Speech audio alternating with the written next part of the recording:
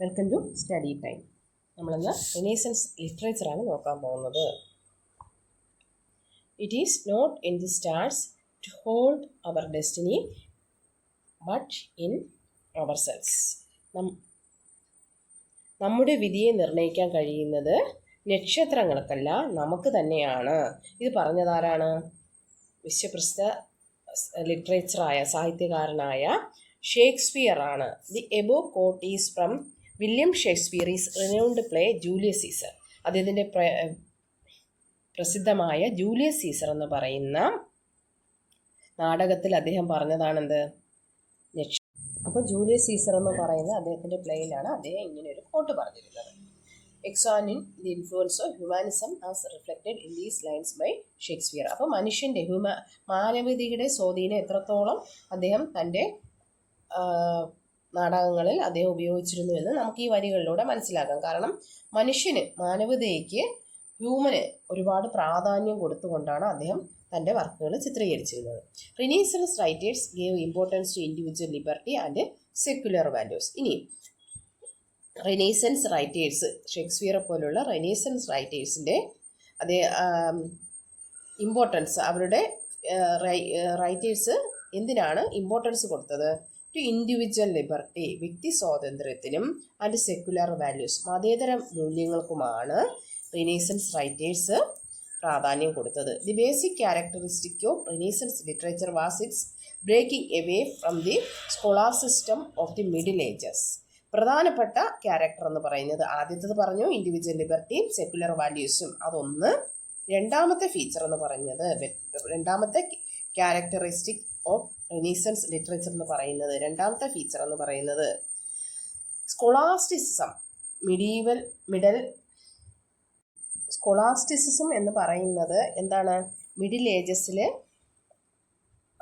Christian തിയോളജിയുമായിട്ട്, മതവുമായിട്ട് ബന്ധപ്പെട്ടതാണെന്ത്? സ്കോളാസ്റ്റിസം. ആ സ്കോളാസ്റ്റിസിസം എന്ന് പറയുന്ന രീതിയിൽ നിന്നും വ്യത്യസ്തമായിട്ടാണ് റിനൈസൻസ് ലിറ്ററേച്ചർ എന്ത് ചെയ്തത്?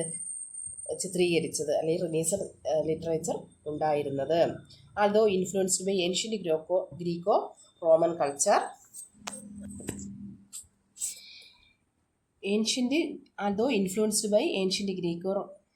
Culture, most Renaissance writers choose to produce their works in regional language. Greco Roman കൾച്ചറിൻ്റെ ഇൻഫ്ലുവൻസ് നിമിത്തം പ്രധാനപ്പെട്ട അല്ലെങ്കിൽ ഒട്ടുമിക്ക റിനൈസൻസ് റൈറ്റേഴ്സും തങ്ങളുടെ കൃതികൾ റീജിയണൽ ലാംഗ്വേജിൽ എഴുതുവാനാണ് താല്പര്യപ്പെട്ടത്, അല്ലെങ്കിൽ അവരങ്ങനെയാണ് എഴുതിയിരുന്നത്. റീജിയണൽ ലാംഗ്വേജ് എന്ന് പറഞ്ഞാൽ പ്രാദേശിക ഭാഷ.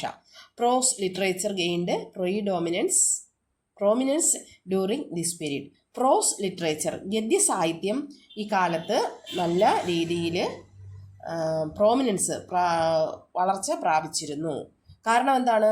കൂടുതലും ഇവർ എഴുതിയിരുന്നത് ഏതാ? റീജിയണൽ ലാംഗ്വേജിലാണ് പ്രോസ് എഴുതിയിരുന്നത്. അപ്പോൾ റീജിയണൽ ലാംഗ്വേജിൽ എഴുതുമ്പോൾ ആൾക്കാർക്ക് തങ്ങളുടെ ഭാഷയിൽ, നമുക്കായാലും ഇപ്പോൾ ഇംഗ്ലീഷിൽ എഴുതിയ ഒരു കൃതിയെക്കാട്ടി നമ്മൾ കൂടുതൽ വായിക്കുന്നത് ഏതായിരിക്കും?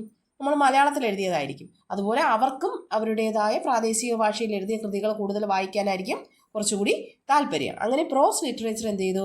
കൂടുതൽ വികാസം പ്രാപിച്ചു.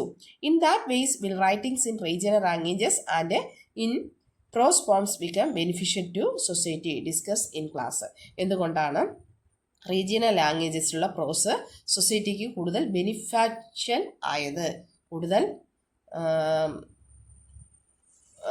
സ്വാധീനിച്ചത്? എന്തുകൊണ്ടാണ്? അവർക്ക് കൂടുതലും അവരുമായിട്ട് അടുത്ത് നിൽക്കുന്നത് റീജിയണൽ ലാംഗ്വേജാണ്. അതുകൊണ്ട് തന്നെ അവരെന്ത് ചെയ്തു? റീജിയണൽ ലാംഗ്വേജിലുള്ള കൃതികൾ വായിക്കാൻ താല്പര്യപ്പെട്ടു. അതുകൊണ്ട് പ്രോസും അല്ല ലിറ്ററേച്ചർ കൃതികൾ എന്ത് ചെയ്തു? ഒരുപാട് ശക്തി പ്രാപിച്ചു. Next, Dante the renowned author of Divine Comedy, വളരെ പ്രധാനപ്പെട്ട പോയിന്റാണ്. Was a prominent literary figure during the Renaissance period. Renaissance പീരീഡിലെ പ്രധാനപ്പെട്ട ലിറ്റററി ഫിഗർ, സാഹിത്യകാരനാണ് ഡാൻഡെ. അദ്ദേഹത്തിൻ്റെ കൃതിയാണ് ഡിവൈൻ കോമഡി എന്ന് പറയുന്നത്. The poem's themes revolves around Dante's imaginary pilgrimage through hell, purgatory and paradise. ഈ ഡിവൈൻ കോമഡി എന്ന് പറയുന്ന ഈ ഡാൻഡെയുടെ ഈ കൃതിയുടെ തീം എന്ന് പറഞ്ഞാൽ എന്താണ്? ഹെൽ, നരകം. പൾഗേറ്ററി എന്ന് പറഞ്ഞാൽ ശുദ്ധീകരണ സ്ഥലം. ആൻഡ് പാരഡൈസ്, സ്വർഗം, നരകം, ശുദ്ധീകരണ സ്ഥലം എന്നിവയിലൂടെയുള്ള ഒരു തീർത്ഥാടനം, ഇമാജിൻഡ് ഒരു സാങ്കല്പിക തീർത്ഥാടനമാണ് ഈ ഡാൻഡിയുടെ ഡിവൈൻ കോമഡി എന്ന് പറയുന്നത്. It also profoundly reflects human emotions, patriotism, fascination for natural phenomena and the ലോങ്ങിങ് for a unified and independent Italy. കൂടാതെ അദ്ദേഹം ഈ കൃതിയിലൂടെ പ്രതിഫലിപ്പിച്ചിരുന്നത് ഹ്യൂമൻ ഇമോഷൻസ്, മനുഷ്യൻ്റെ ഇമോഷൻസ്, പാട്രിയോട്ടിസം രാജ്യസ്നേഹം, ഫാസിനേഷൻ ഫോർ ഹ്യൂമൻ ഫിനോമിന പ്രകൃതിദത്തമായ ഫിനോമിനകളെല്ലാം, പ്രകൃതി പ്രതിഭാസങ്ങളെയും, ആൻഡ് ലോങ്ങിങ് for a unified and independent Italy. അദ്ദേഹം ഒരു യൂണിഫൈഡ് ആൻഡ് ഇൻഡിപെൻഡൻറ്റ് ഇറ്റലിക്ക് വേണ്ടിയാണ് അദ്ദേഹം ഇതെല്ലാം ചിത്രീകരിച്ചിരുന്നത്. Dante wrote the Divine Comedy in the regional language. കൂടുതലും ഈ ഡാൻഡിയുടെ ഡിവൈൻ കോമഡി കൂടുതലും ഫേമസ് ആയത് അദ്ദേഹം ഇത് ഏത് ലാംഗ്വേജിലാണ് എഴുതിയത്? റീജിയണൽ ലാംഗ്വേജിലാണ് എഴുതിയത്. അപ്പോൾ ഒരുപാട് പേര് വായിക്കുകയുണ്ടായി. Another world renowned writer Petrarch was a leading exponent of humanism. അടുത്ത ലിറ്ററേച്ചർ വർക്കാണ് പെട്രാർക്കിൻ്റെ വർക്കുകൾ. ഹ്യൂമനിസത്തിൻ്റെ മറ്റൊരു വക്താവായിരുന്ന എക്സ്പോണൻ്റ് ആയിരുന്ന പെട്രാർക്കിൻ്റെ വർക്കുകൾ എന്ന് പറയുന്നത് ഹിസോണറ്റ് ഗീതകങ്ങളായിരുന്നു. Addressing Laura reflected a bold and unique style. ലോറയുടെ ഗീതകങ്ങൾ എന്ന് പറയുന്നത് പെട്രാക്കിൻ്റെ വർക്കാണ്. അത് വളരെ ബോൾഡായ ധീരവും യുണീക്ക് സ്റ്റൈലിലുമാണ് അദ്ദേഹം ലോറയുടെ ഗീതകങ്ങൾ എഴുതിയിരുന്നത്. However Petrarch remained committed to writing in Latin. അദ്ദേഹം ലാറ്റിനിലാണ് കൂടുതലും എഴുതിയിരുന്നത്. Another notable Renaissance writer was Boccaccio, the author of the celebrated work Decameron. അടുത്ത വർക്ക് എന്ന് പറയുന്നത്, അടുത്ത എക്സ്പോണൻ്റ്, ഹ്യൂമനിസത്തിൻ്റെ എക്സ്പോണൻ്റ് എന്ന് പറയുന്നത് ബൊക്കാഷ്യോ ആണ്. അദ്ദേഹത്തിൻ്റെ വർക്കാണ് Decameron. Niccolo Machiavelli's work The Prince presents political thoughts. മറ്റൊരു പ്രസിദ്ധ ലിറ്ററേച്ചർ വർക്കാണ് പ്രിൻസ് എന്ന് പറയുന്നത്. അത് എഴുതിയത് നിക്കോളോ മാക്കിയവെല്ലിയാണ്. അദ്ദേഹം തൻ്റെ പൊളിറ്റിക്കൽ തോട്ട്, രാഷ്ട്രീയ ചിന്തകൾ എഴുതിയ ഒരു വർക്കാണ്, ഒരു കൃതിയാണ് ദി പ്രിൻസ് എന്ന് പറയുന്നത്. He believed a ruler of paramount responsibility is to maintain the authority and security of the state. അദ്ദേഹം വിശ്വസിച്ചിരുന്നത്, അദ്ദേഹം പ്രിൻസ് എന്ന് പറയുന്ന തൻ്റെ വർക്കിലൂടെ അദ്ദേഹം പറഞ്ഞിരുന്നത് എന്താണ്? ഒരു റൂളർ, ഒരു ഭരണാധികാരി എന്ന് പറയുന്നത് അദ്ദേഹത്തിൻ്റെ ഏറ്റവും പ്രധാനപ്പെട്ട റെസ്പോൺസിബിലിറ്റി എന്ന് പറയുന്നത് രാജ്യത്തിൻ്റെ അതോറിറ്റി മെയിൻറ്റെയിൻ ചെയ്യുകയും അധികാരം മെയിൻറ്റെയിൻ ചെയ്യുകയും സെക്യൂരിറ്റി, സുരക്ഷയും അധികാരവും മെയിൻറ്റെയിൻ ചെയ്യുക എന്ന് പറയുന്നത് ആണ്. He also believed that individuals are generally selfish, driven by a desire for power and material prosperity. അദ്ദേഹം വിശ്വസിച്ചിരുന്നു വ്യക്തികൾ അല്ലെങ്കിൽ പ്രജകൾ എന്ന് പറയുന്നത് പൊതുവെ സ്വാർത്ഥരാണ്. അവരുടെ കാര്യം കാണാൻ മാത്രം, അല്ലെങ്കിൽ മെറ്റീരിയൽ ഭൗതിക കാര്യങ്ങൾക്ക് വേണ്ടിയും അവരുടെ കാര്യം കാണാൻ വേണ്ടിയും ഒക്കെ ഒരുപാട് സെൽഫിഷ് ആവാറുണ്ട്.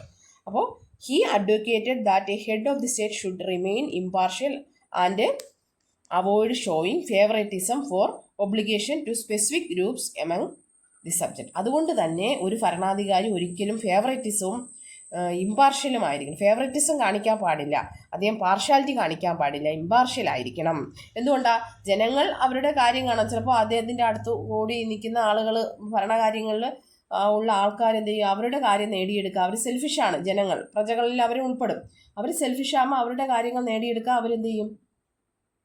ശ്രമിക്കും. അപ്പോൾ ഭരണാധികാരി ഇമ്പാർഷ്യലായിട്ട് നിന്നുകൊണ്ട് ഭരിക്കണം എന്നാണ് അദ്ദേഹം പറഞ്ഞത്.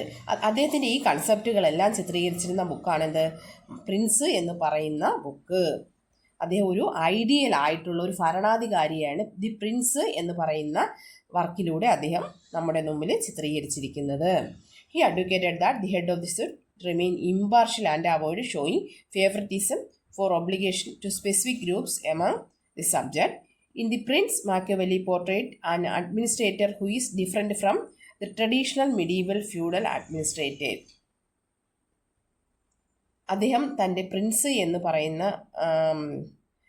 കൃതിയിലൂടെ അദ്ദേഹം പറഞ്ഞിരിക്കുന്നത് ട്രഡീഷണൽ പാരമ്പര്യമായ മിഡീവൽ ഫ്യൂഡൽ ഭരണാധികാരിയിൽ നിന്ന് വ്യത്യസ്തനായ ഒരു ഭരണാധികാരി, ഒരു മികച്ച മോഡലായ ഒരു ഭരണാധികാരിയെ ചിത്രീകരിക്കാനാണ് അദ്ദേഹം തൻ്റെ വർക്കിലൂടെ ശ്രമിച്ചിരിക്കുന്നത്. ഇന്ന് ഇത്രയും മതി. നിങ്ങൾ ഇത്രയും നന്നായിട്ട് പഠിക്കുക. നിങ്ങൾ എന്തായാലും ചാനൽ സബ്സ്ക്രൈബ് ചെയ്യുക, ബെല്ലൈക്കനും അമർത്തുക. എന്തെങ്കിലും ഡൗട്ട് ഉണ്ടെങ്കിൽ നിങ്ങൾ കമൻറ്റ് ചെയ്യുക. Okay, by.